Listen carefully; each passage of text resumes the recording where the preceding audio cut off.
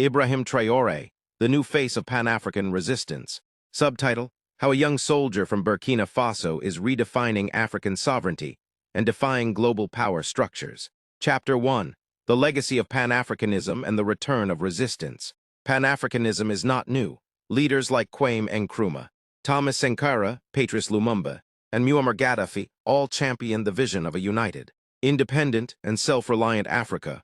Each paid a heavy price. Many were overthrown, assassinated, or isolated, and their countries were punished with instability and poverty. Today, Pan-Africanism is being revived, not just as a political ideology, but as a mass movement fueled by disillusionment with neocolonialism, foreign exploitation, and military intervention. Into this rising tide stepped Captain Ibrahim Traore, a 36-year-old soldier who came to power in a coup in 2022 and quickly began positioning himself as the torchbearer of African resistance in the 21st century. Chapter 2. Ibrahim Traore's Path to Power, the Revolutionary Soldier. Traore's rise was not just about military tactics, it was deeply ideological.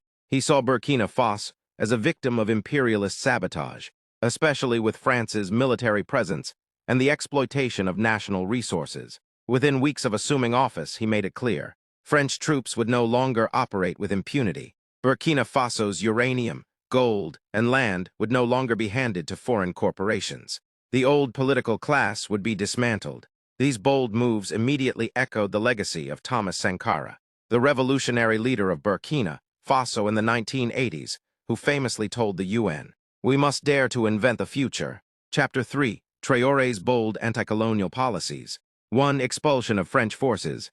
Traore ended military agreements with France, demanded the closure of French military bases, and banned French media outlets that he accused of spreading propaganda. 2. Resource nationalization. He called for an audit of all resource contracts and promised to reclaim control of Burkina Faso's gold and uranium.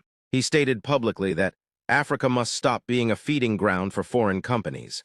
3. West African resistance bloc.